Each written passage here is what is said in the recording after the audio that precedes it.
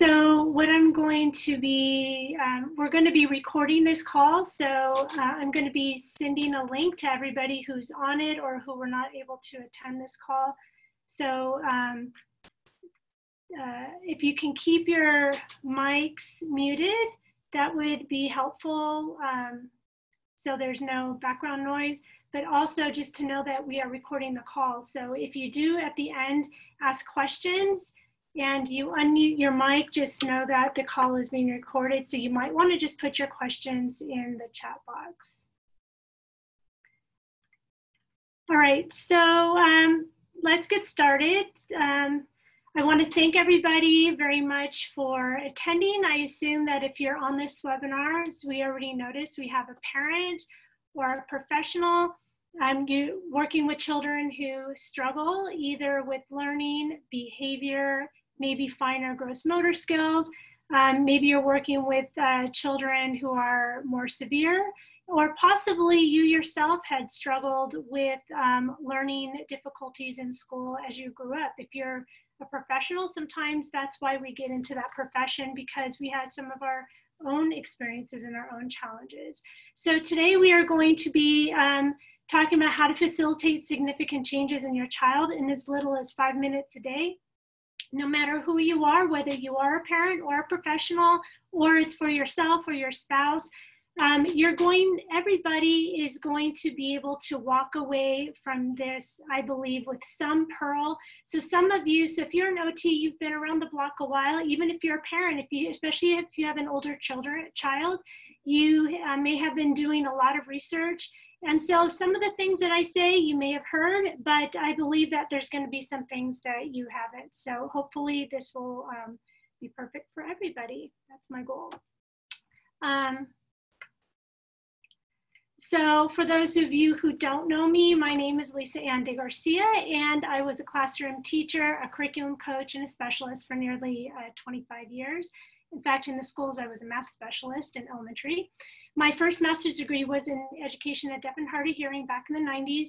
And I spent many years in the schools working with struggling students of different kinds, whether they were inner city, they're economically struggling, emotionally, cognitively, or what have you. In fact, and I have a 20-year-old son who has moderate to severe autism. So I've been around the block a while, and my 22-year-old has ADD, and my 12-year-old was born 5 weeks early, so that, threw some developmental kinks into the works. So I've been thinking about, a lot about why children struggle in school and, in both in academics and behavior. And one of the reasons I left the public schools is because, for those of you who have any ties to public schools, that, I wanted to have a broader impact on children with learning and behavior disorders. And in the public schools, I was able to kind of squeeze some things in, but I wasn't able to help children in the way that I knew that they needed in order to overcome the things that their struggles that they had. What I noticed a lot being in a lot of IEP meetings, that in the public schools, oftentimes the solutions are band-aids to the problem, and it's not really helping the problem. And I knew that we could actually help the problem. So that's kind of one of the reasons that I left. And then also kind of then down the line, I became a holistic health coach with a functional diagnostic nutrition, and I'm also certified to do autonomic response testing and other forms of energetic and kinesiology testing. So I kind of do a lot of different things.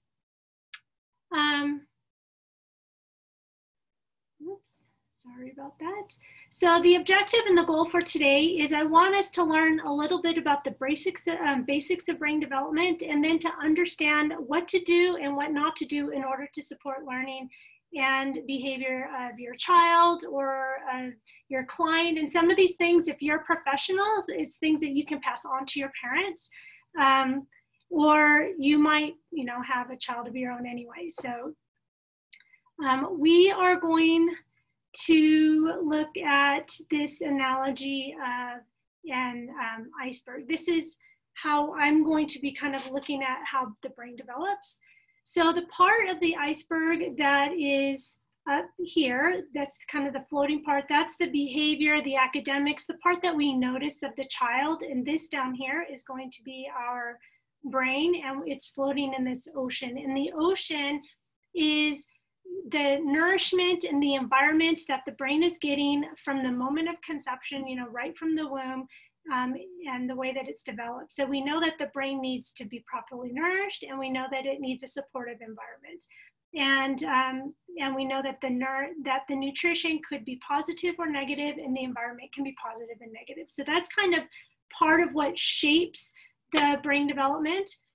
But the brain grows starting from the brainstem. The brainstem is the first part to develop. The entire brain, when the child is born, the entire brain is there, obviously. It's all the parts are there, but it's not necessarily connected, right? So and in the brainstem, that's where all our autonomic functions are, where you know, the heartbeat, the breathing, everything that's automatic is in the brainstem. And that's where our primitive reflexes are also in the brainstem. And we'll talk a minute about that in a little bit. And as the brainstem matures, such as through the development of, or the integration of those primitive reflexes, whoops, I went backwards, sorry.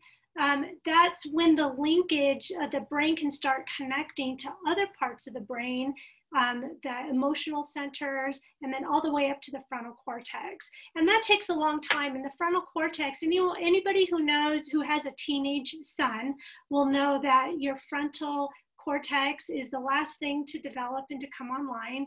And the frontal cortex is the part, the decision making, the being able to pause and think and respond rather than react. So if we look at this graphic, I made this several years ago, and this is, again, the brain development, but more from a ladder or a staircase model. And we see that it starts from the very bottom. The first thing to develop is the sensory development, sensory input into the child, the tactile system, the vestibular system, which is the balance center of the ear, the proprioceptive, which is knowing where you are in space. If I put my hand behind my back and I hold it 2 fingers, I will know that I have 2 fingers and I don't have to be looking at that. So, so getting that tactile, vestibular, and proprioceptive input and development will then start to lead into the balance and stability, which will lead into awareness of self and outside stimulus, which will move into the integration of the left and right side of the body. You start to develop a midline, which is really important in school, being able to cross that midline. And then directionality, so knowing the left from the right. A lot of kids struggle with knowing lefts and rights. And then when you have those 2 hemispheres working, you start to get auditory and visual perception and processing, because you know, they need to be working together. Some kids struggle because one side of the brain processes a little bit faster than the other, so they're not in sync. And we then, you know, develop timing, rhythm, sequencing, and it leads to organization, internal organization, which is then, you know, your external organization is a reflection of your internal organization. And then memory, and then academics is all the way at the very top of this staircase. And the problem is that I found all those years teaching in the public schools was that the school solution for, let's say, a reading challenge is that children need to read more. Let's make them read earlier. Let's make them read more. And the problem is that schools are only addressing the academics, or this part of the ladder, okay? And but then they don't really see that there's these gaping holes towards the bottom. So if we look at it like building a house, we can see the very bottom, that developing the brainstem is like laying that foundation. And then as we start to progress and one kind of starts to build into the other, then we start building up the framing, and then we start adding the walls. And by the time we get to school, it should be about putting on the roof, adding all those extra bells and whistles, you know, all those fine-tuned touches. But the problem is, in school, they're so busy putting on the roof that they have forgotten to realize if there's even any structure under it. And so, and it's not really the fault of the school, because I taught in a university when I was teaching math methods. And the problem with the school is that, or the university is, they don't teach the teachers anything about brain development. As teachers, we are responsible for creating, you know, helping the children to grow brains, right? We're trying to give them information, and we want their brains to develop, but we don't learn in the university programs about brain development. So, and then the policymakers of the schools, they don't know anything about brain development. So all they know is to fix reading with reading, for example. So going all the way back to the bottom of the iceberg and the bottom of the ladder, a mature brainstem is needed for focus, concentration, coordination, gross motor skills, fine motor skills, emotional stability, muscle tone, comprehension, eye tracking, and so much more. So, so here's the brainstem, and this is the cerebellum, which some people kind of lump it all as part of the brainstem, but it's really its own separate part. The cerebellum is really important for motor and coordination. It helps with smoothing out the motor system, but they're finding lately there's so much more to the cerebellum. First of all, there's more neurons in the cerebellum than there is in the entire brain. So they call it the mini brain. It has part of into thought process and speech and in so many different areas. So the cerebellum is really important, and then the brain stem itself also. So these two together for sure need to be mature in order for some of these things and more to take place. So what we are going to ask ourselves is, what prevents the brain from linking up? So we know that we need the brainstem to connect to higher parts of the brain, and for there to be good connection between the brainstem and the frontal cortex. So there's communication going up and communication coming back. But we have to figure out, well, if it's not fully connected, what is preventing that? So first of all, we have the problem of our technology use. So right now we can see a benefit to technology, but actually there's a lot of negative downsides to technology, especially with children. And first of all, we have the, there we go. So the one big problem is the electromagnetic frequencies coming from the machines, coming from the Wi-Fi, coming from the cell phone towers. These frequencies, they're invisible, but they're causing a lot of problems. We can see that in, for example, in, I think, the Netherlands, when they were kind of testing out which frequencies they wanted to use for 5G, then all of a sudden they'd see all these flocks of birds dead, you know, all over. So they were kind of testing out different frequencies. Electromagnetic frequencies, even though you can't see them, they're very harmful because they, you have a cell, in all your cells, on the outside of your cell membrane, in your cell membrane, you have a calcium ion channel. Well, the EMF frequencies messes with that calcium ion channel, and when it does, you can't get the nice communication from the inside to the outside of the cell, and then also it goes in the cell, and then it also does damage to your DNA. So there's a lot of issues with just that part.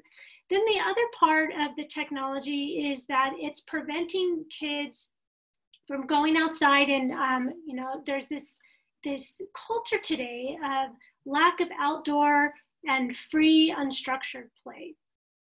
And part of it is because of the technology. I think that kept a lot of kids in. Part of it is because of, you know, the world isn't becoming any safer. And so parents might not want their kids outside or for whatever reason. But the not being outside and not going outside, the kids are losing their three-dimensional vision or skills. They're not, you know, they're not climbing trees. They're not getting the tactile input. They're not walking, you know, walking on the grass and on different surfaces and running around. And then there's a whole social component. But the technology does play a big role in that. And then there's the whole, and I don't have it on here, but, you know, the technology has that whole dopamine effect. So, you know, if anybody who has a child who has a cell phone or an iPad and you try to take it away, they can get almost angry, right? So there's this dopamine loop that's happening. So we have technology. We have limited movement from car seats, strollers, and lack of tummy time is also a big problem that's preventing the brainstem from connecting to the rest of the brain. So when kids are either in car seats because they have long commutes during the day or for whatever reason, but if they're not on the floor, on their tummy, they're not able to integrate those reflexes that, I'll talk about those in just a second. But they are, you know, just not moving and negotiating. And then when you're on your floor, you're developing vision, you're strengthening your back muscles, you're integrating certain reflexes. So that is really important. Then we have chemicals and toxins in our environment. Chemicals and toxins, you know, create brain inflammation, and they cross the blood, you know, heavy metals, they cross the blood-brain barrier. We have chemicals and toxins in our food. So, you know, again, a lot of inflammation. Gluten and chronic immune reactions from other foods. So we have gluten is probably the #1 source of chronic inflammation from a food source. And it's one of the reasons gluten has become such a problem in the last, I don't know, 10 years or something, is because of all the GMO foods. So all the food, you know, the foods that have been genetically modified, then our body doesn't really recognize it as it used to. So it's becoming more and more of a problem. But gluten also creates our leaky gut, and then the proteins get through the leaky gut, and proteins from wheat and from other foods can stimulate the immune system and cause a problem and even lead to autoimmune disorders. So for example, your body breaks down a wheat protein or even a gluten protein, the proteins, and they break them into peptides, which are like little small chunks. If you take a pearl necklace and you cut it up into chunks, and then here's your peptide. And then it crosses through the leaky gut because it was inflamed and it was open, and it was kind of like a netting that opened, it got in, and your body's like, this isn't supposed to be here. So it creates some inflammation. But that peptide looks like, especially in wheat, it can look just like peptides or just look like parts of your thyroid and of your cerebellum. And if you remember, the cerebellum is in charge of your motor movement. So if the peptide, if the body is so busy attacking this peptide and all of a sudden it sees proteins in your cerebellum that look just like it, it's going to start attacking that. Okay, so or your thyroid. So then you start getting things like Hashimoto's or, you know, other types of disorders, or you're going to have a hard time with your balance. Okay, so foods, that's why foods create a big problem. And then of course there's also illnesses during gestation, development, C-section, other medical issues.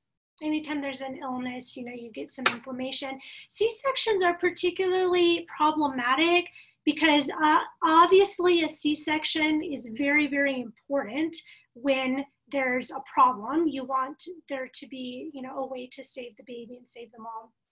But when the baby did not go through the birth canal as intended, it did not get the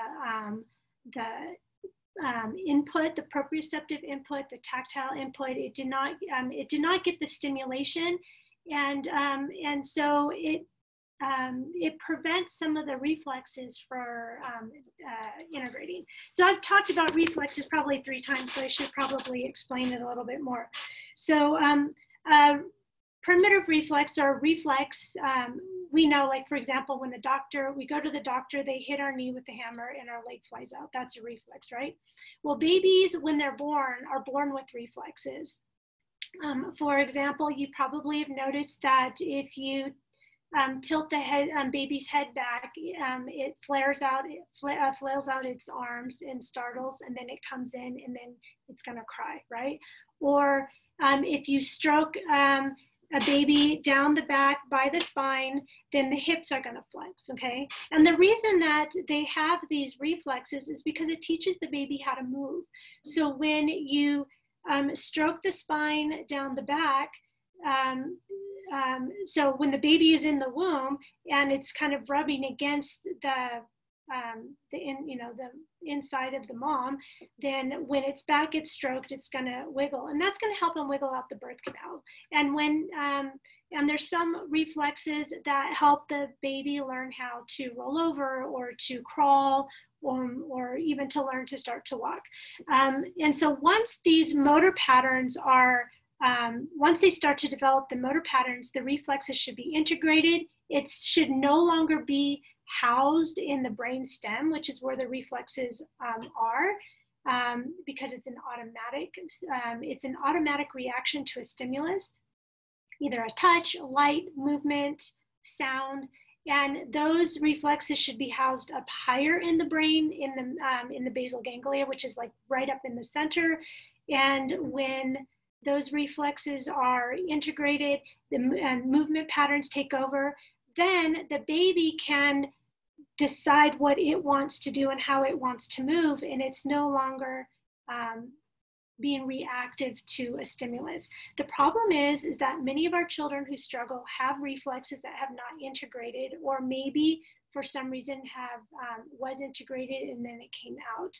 And when that's true, then if the child is sitting in a chair and the chair is rubbing their back, they're reflexively reacting, and then they're having trouble sitting still, or maybe they have trouble copying from the board or writing on paper. So reflexes that are not integrated can have long-term effects on children in school and stuff. And so we just talked about unintegrated primitive reflexes. I should have been looking at my notes, I guess. But in general, the big overarching thing is inflammation, because these things either cause inflammation or a result of inflammation. And so I've been, just in the last couple months, really been thinking a lot about inflammation. I mean, I've always known it was there. I've always known it was a problem. But I'm kind of experiencing something myself in just the last couple months that made me realize I need to pay more attention to, okay, what's going on with inflammation? So I'm actually going to be creating a webinar in a few weeks that is just dedicated to inflammation, and what is it, what is the process, and what can we do about it? Because it's problematic for every single person, it's problematic. So I don't want to talk much more about the inflammation, because I want to have a special webinar, and I will make sure I invite everybody to that webinar. So first of all, here again, we're going to have some do's and don'ts. We're going to start with the don'ts. That way, the don'ts are maybe some more negative. So we'll start with that one first. The first thing, when all possible, really, children under 2 years old do not need to be on the technology, especially tablets and phones, and the TV, screen time in general is not good, but it seems to be a little bit different only because there's not that interaction quality. So in the television, can be on, and kids can still be kind of around and not really paying attention to it. But for some reason, there's something about that iPad and that iPhone, and I think it's just because of that interaction, and that's what's creating that whole dopamine thing. So the technology needs to really be limited. Kids need to be on the floor, on their tummy. They need to be exploring. They need to go outside. Wherever you, and this says child, but I have to change it because it's for anybody. Wherever you sleep, your cell phone should not be in your room. When I keep my phone in another room for a few different reasons, and then the EMF, your wireless needs to be, you should just turn off your wireless at night.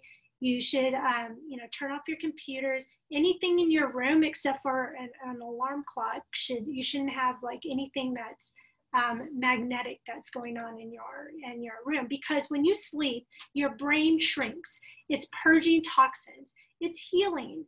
Hopefully you're having decent night sleeps, and and this is a healing time. And so what we don't want to do is we want to minimize anything that could be harmful to our brain during this healing time.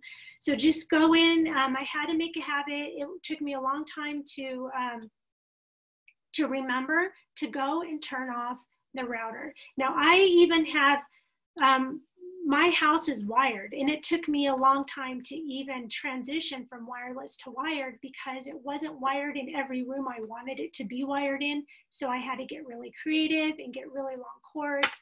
So I do have a wired house. I still have a cell phone though, so that's drawing signals, but I keep my phone in the other room because I have people from different time zones from all over the world sending me messages in the middle of the night. So the last thing I want to do is when I forget, I hate it because if I'm charging it in my room and I forget to move it, and then in the middle of the night, it pings. So not only does it disturb your sleep, but then it's getting the wireless signals. So you want to make sure where you sleep is pretty free of technology. Chemical cleaners. Pretty much vinegar and baking soda can clean your house.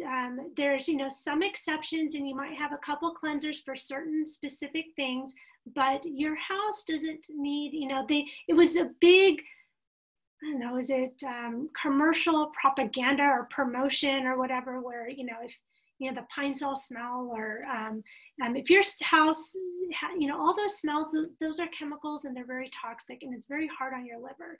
So use white vinegar diluted in water, and just use that, and you can pretty much clean anything. And then baking soda is wonderful especially for your bathtubs and anything that's kind of grimy. Just use baking soda. In fact, when we wash our carpets, my husband uses vinegar, and then he uses a little bit of baby shampoo just to get some sudsing action. But and then the house for like 15 minutes smells like a bag of potato chips, and then that's what we do. So on the food side, no sugar, artificial colors, flavors, MSG, or preservatives in food. Okay. Sugar, if you're using real sugar, organic sugar, and you use a little bit in home baked foods, you have to, just minimize it. But basically anything that's processed, anything artificial, MSG is horrible, especially for autistic kids. That's monosodium glutamate. They already have a glutamate problem in their head from their own glutamate that they're making that they can't break down enough. And then if we add MSG, it's so much glutamate. I mean, you wonder, it's the, foundation for seizures, for migraine headaches. So you just need to get that out of your diet, and preservatives. If your child is experiencing meltdowns, then you really want to consider to eliminate the dairy, because dairy is probably the #1 contributors to meltdowns. So because dairy, we talked about gluten attacking the cerebellum. Well, dairy tends to like the emotional centers of our brain, right? So there's going to be inflammation in the emotional centers and the amygdala and in those areas. If there's coordination or GI problems, then no gluten. We already kind of mentioned that. So here are the things that you can do.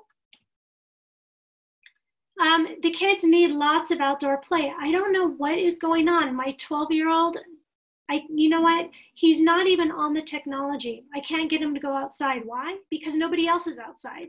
When, you know, I'm 50 years old, when we were children, we just went outside because everybody was on the streets. They were playing ball. But that's not the thing today. He doesn't, I mean, he goes outside. I have trees in the back, but kids just don't want to play by themselves. You know, or I don't know what it is. So anyway, so that means that we're going to have to go outside with them. We need to take them on hikes. They need to roll. They need to climb. They need to go barefoot.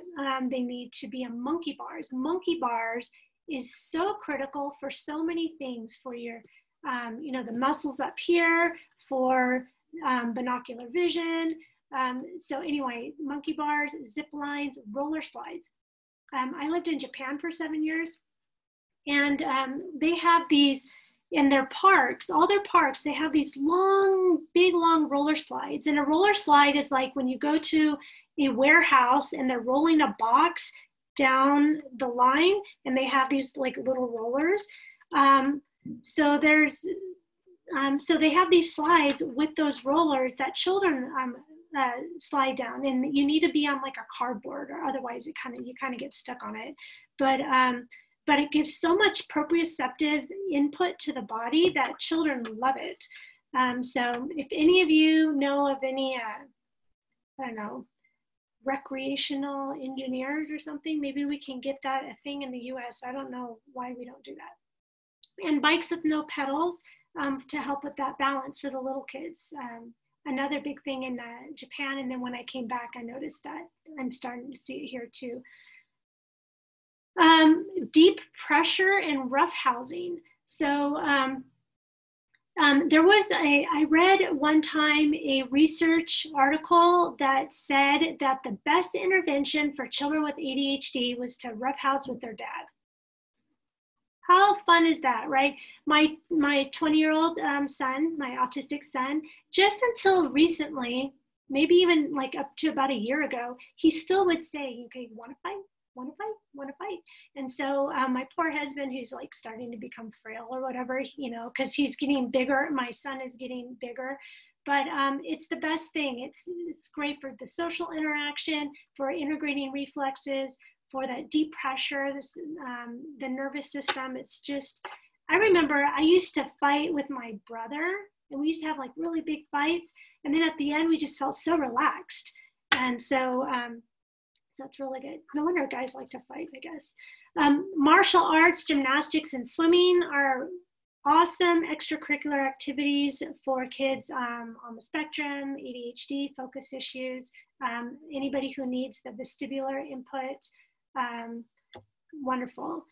And walking up the spine with your fingertips. So if, so your child is here, and you as a parent take your fingertips and walk along this backbone with deep pressure or light. It depends what they like. Make sure you don't have fingernails, because you know they don't usually like that. And just walk up the spine and stimulate all of those nerve endings up along the spine.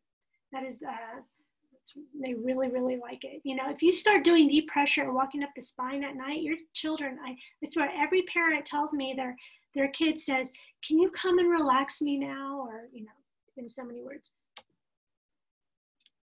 We need to eat a whole food diet that's not artificial. Means we need to be cooking. Anything in a package is just putting fuel on that inflammation fire. We need good fats and polyphenols. So they have found that probably two of the key ingredients for reducing inflammation is the omega-3s and polyphenols combined together. And so this, like I say, I've been just doing some research, and I have found that this oil right here is called balance oil. It has the omega-3s and the polyphenols together in the oil. It's the only oil that I know that does that, and it's really good about helping to put out that inflammation fire. Kids, ADHD, you know, they report like in 6 weeks, they are just so much more focused and calm. This particular company also has a lipid test, so you can do like a blood prick test before and then after 128 days, and it'll show you all the different kinds of fatty acids and ratios of fats that you have in your blood. And then after 128 days or 20 days, you could take it again or longer. But it takes 120 days for your cell membrane to restructure and for that balance to really come down. So you'll notice that. So out of everything that I've tried, I find that I really, really like this one. So if you're interested in this, you can put that in the chat box or you can email me about that. Proteins throughout the day are important to help stabilize that blood sugar. If you notice that if your kids kind of wake up at night, make sure maybe they have some protein at night. Vegetables, I like vegetables, but I know that I'm even not getting enough the vegetables, the amount that I need. So we always need to be increasing our vegetables. And then a good source of just broad range nutrients. Something else that's very critical is deep breathing. It sounds so simple, but it's not actually. Because even when I'm working with my autistic son and I have him laying on the table, I'm doing some kinesiology or something, I'm doing some kind of balance with them, he always holds his breath. And so you just imagine how much accumulated lack of oxygen, is he getting to his brain. And those of us right now, if you just stop and ask yourself, what is your breathing like? Are you relaxed and deep breathing, or do you have shallow breathing, or are you holding your breath right now? Because whenever we're in stress, we hold our breath.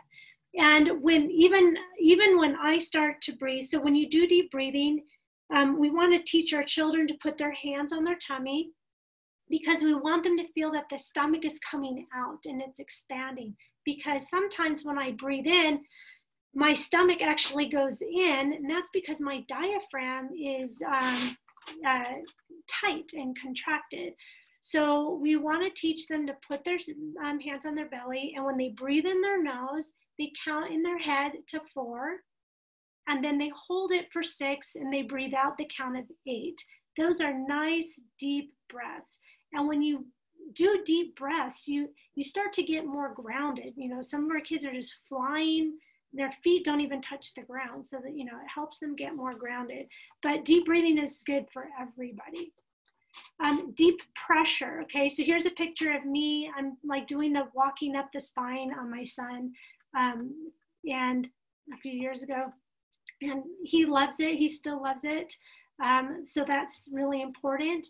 Balance activities. So whether you are a professional or a parent, including balance activities either in your house or, so for example, you're a mom and your child needs to learn his times tables and you have flashcards or his vocabulary. Doing it while he is standing on a balance board is really important, because the balance is stimulating the cerebellum and the flashcards is stimulating the frontal cortex, and then you're going to get some connection between the two.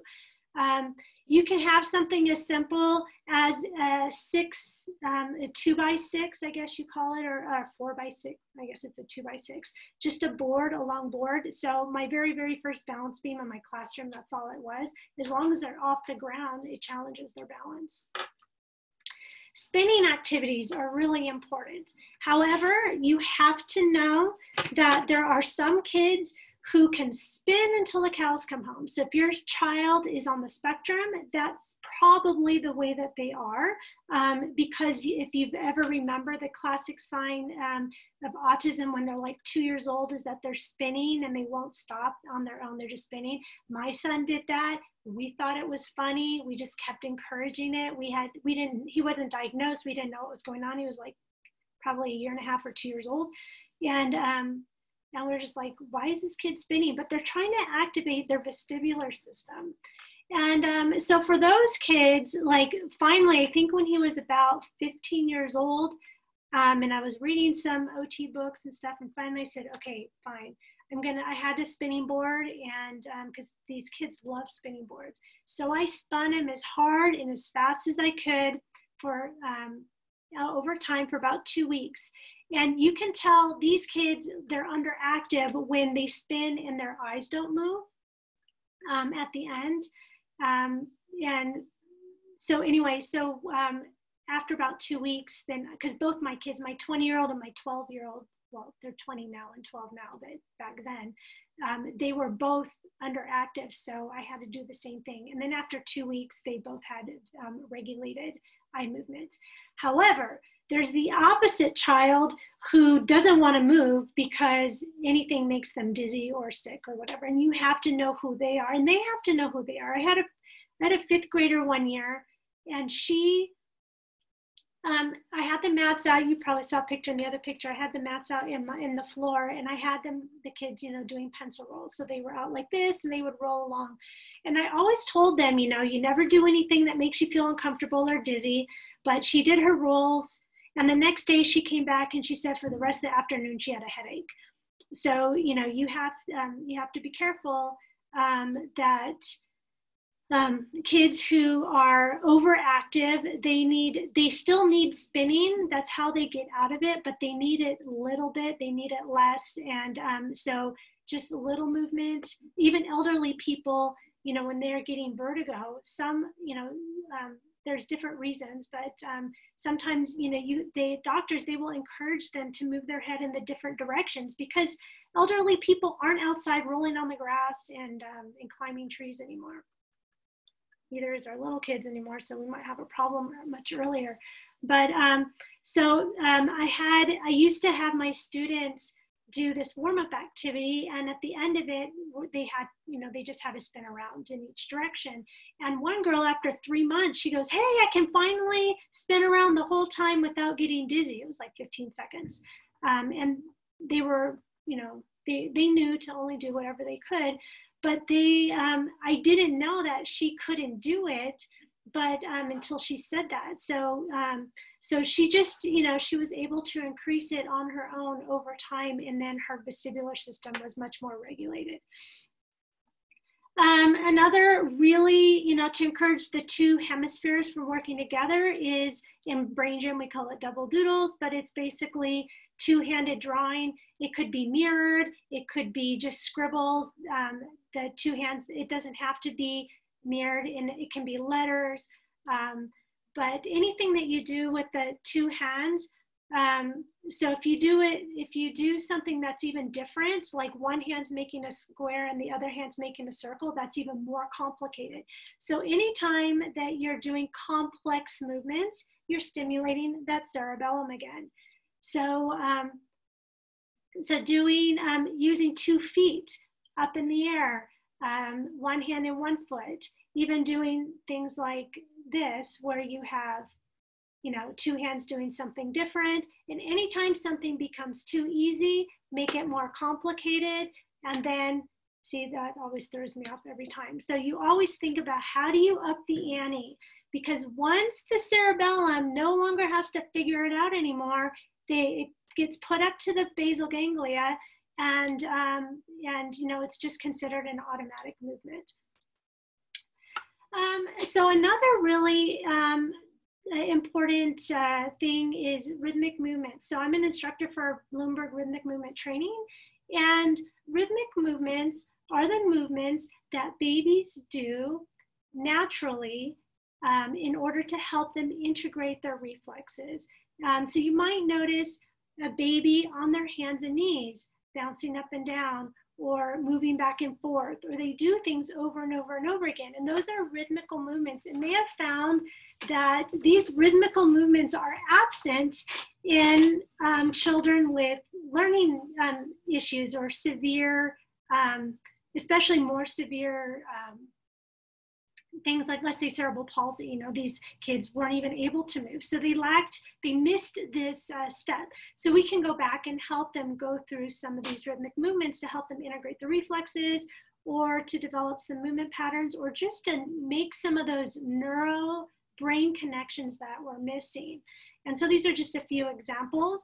I'm going to show you right now a video of an example of one rhythmic movement that you can do with your child tonight. And this one is called passive stimulation for the hip. Normally when I'm in public, I like to have, I use my son as, he's always my little helper, but, and actually he's in the video. This is a few years ago, but so I'm just using the video since he's at school. And then there's the, there we go. Right, in this exercise, we're going to passively stimulate from the fetal position. So we're going to ask the client to lie on the side. And we'll even give them a pillow of some sort to kind of straighten up that spine. And what we're going to be doing is we're going to be pushing from the bottom of the sit bone. And we're going to hold, we can hold the shoulder just for stability, but we're not going to be pushing with the top hand. We're going to be pushing from the bottom so that the movement goes straight through the body.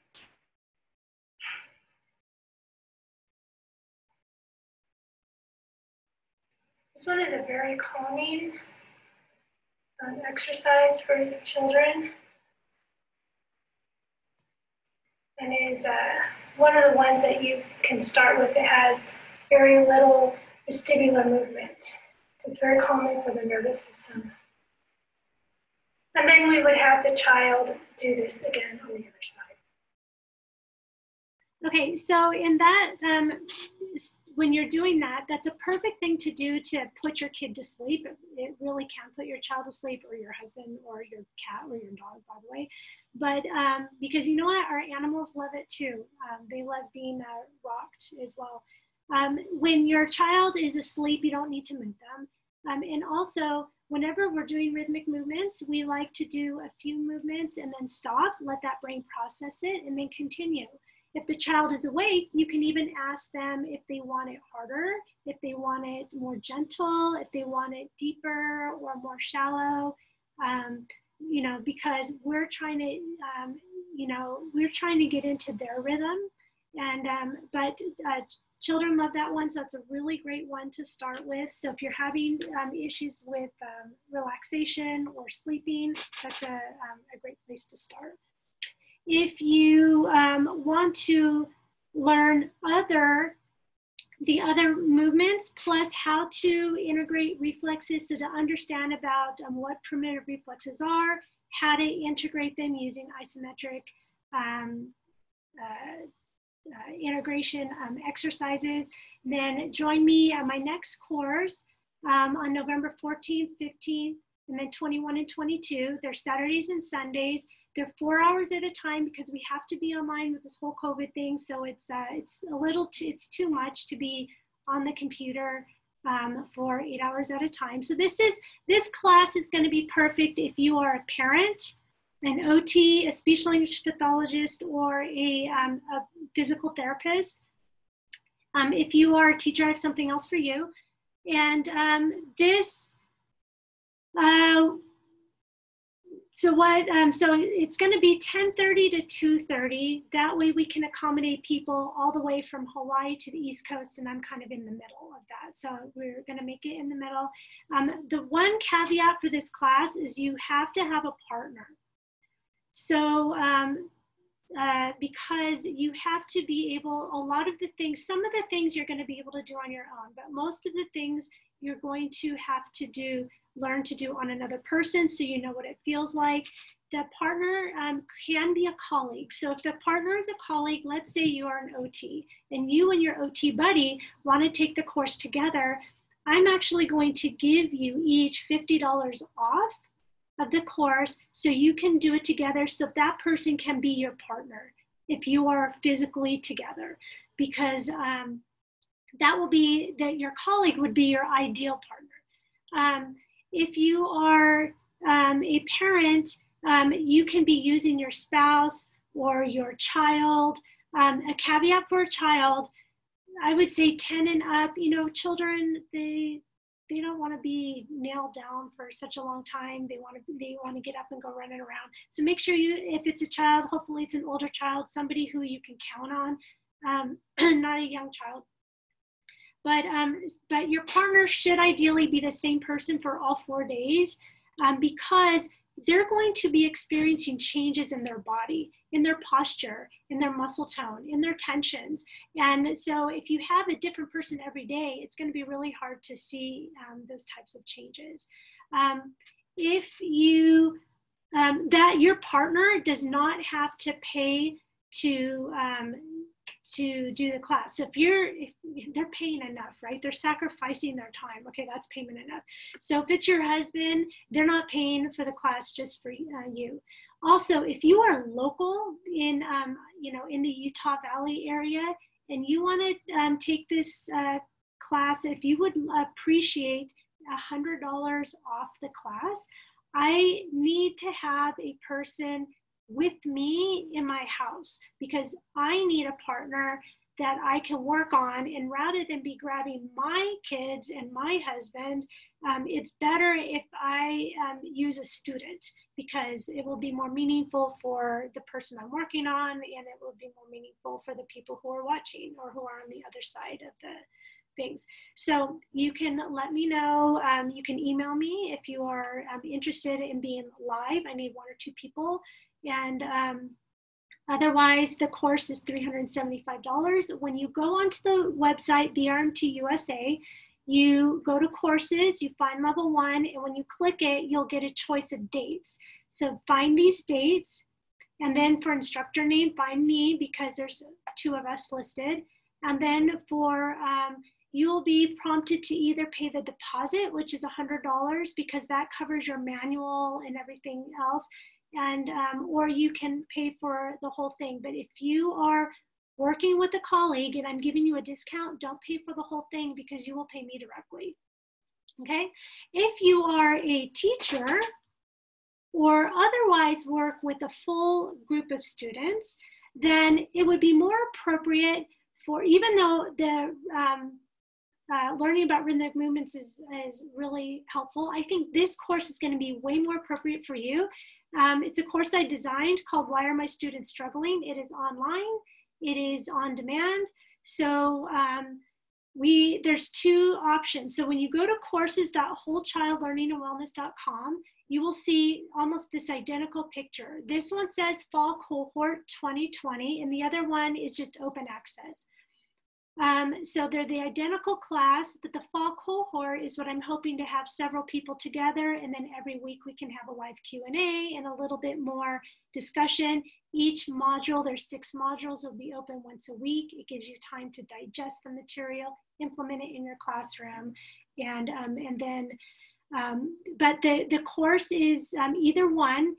Qualifies for 2 credits of university credit through University of San Diego. So for those teachers who need their continuing education credit, this is a perfect class for you because it's all online and you can do your own pace or you can join our cohort. And if you are doing it for university credit, there are assignments that you need to do that are in there that are not difficult. If you don't, then you can just ignore the assignments and just watch all the videos and just do with the material with what you want. So that is a really good option for teachers. And if you are a parent that can't attend those 4 days for rhythmic movement training, but you would still like to learn, understand what you can do to really help your child, then on this same website, courses.wholechildlearningandwellness.com, you'll have to click the button that says view more courses because it doesn't show up right away. But I created a course called Transforming Your Child, a course for parents. And it has 2 strands. One part of the class talks all about the physiological part of what's going on with our children. And it explains the diet and and supplementation and the nutrition component. I do not have a webinar yet on there on inflammation because that's going to be a brand new topic that I'm talking about. Then the other strand is on this whole sensory motor component. It's understanding how the brain develops, understanding the movements and how movements affect, and that's understanding like what strengthens the cerebellum and what's going on in the limbic system and the emotional system. And so there's 2 strands. The course is completely open, so you can go to any part that you want. You don't have to finish one part before you get access to another. However, in the sensory motor strand, it does kind of build upon each other. So I would highly recommend that with that strand that you start from the beginning and go in order. And so that would be, this is a perfect course for parents who just kind of want to go at their own pace. They, you know, you have little kids or whatever, you can't carve out 2 full weekends. And then, of course, if you have any questions, you can email me. And there's actually a companion e-course that goes with it that is a tutorial on teaching you how to test for primitive reflexes. Then you can test your kids, and then it'll tell you how you can contact me if you want me to give you some suggestions, personal suggestions for your own child.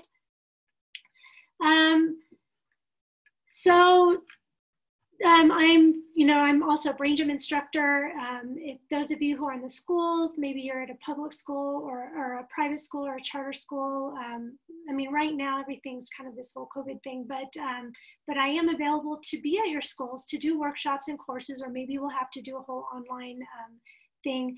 But you know, if your school is interested in incorporating neurodevelopment activities into your part of your school culture, then that's something that I would love to help you with. But again, I'm doing my next webinar in about 2 or 3 weeks. I'm developing it now to focus on inflammation. And it's not just for our children who are struggling. I mean, they definitely have neuroinflammation, but we all, every disorder is related to it. So, so I think this is going to be great for everybody. And so right now what I'm going to do is I'm going to answer the questions. I'm going to look at the chat box and I'm going to answer any questions. And so if you have extra questions, you can put them into the chat box. Or if you have private questions about your child, you can email me and we can schedule a time to chat directly about that. But let me see. Oh, so the movements that can be done will work when the child's in. Yeah, you can, there are movements. Now some movements, obviously the child has to participate in them, but the one that I showed you, for sure, you can do that after the child is sleeping because your brain still connects. Your vestibular system still works. There's still neural connections that can be made while the child is sleeping. So if you find that you're not going to get a lot of cooperation while your child is awake, then you can definitely see what you can do some of the movements while the child is sleeping, and they can still benefit.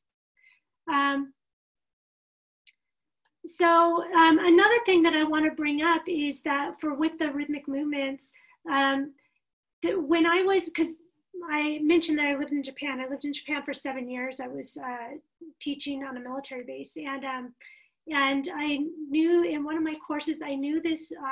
She was like a resource teacher, itinerant teacher. I'm not sure exactly what her title was, but in a school in southern Japan.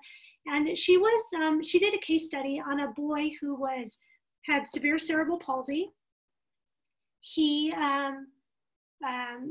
So he was 9 years old. He was so spastic. He was so tight that he couldn't move at all.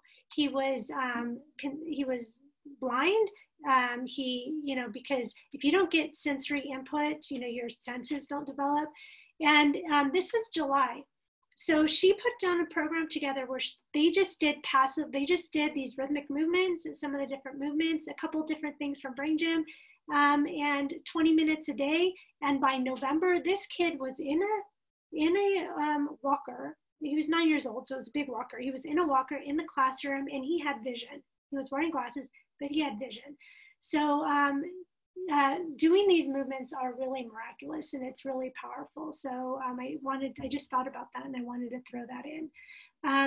If there's any other questions, you can put that down. But if not, I want you to look for my email. It'll have the link to this webinar. If you can share it to other parents or professionals that you think would benefit, that would be awesome. And I will put together that my next webinar, and I will email all that when that's ready. And until then, I'll probably see you in a couple weeks. Thank you, everybody, for coming.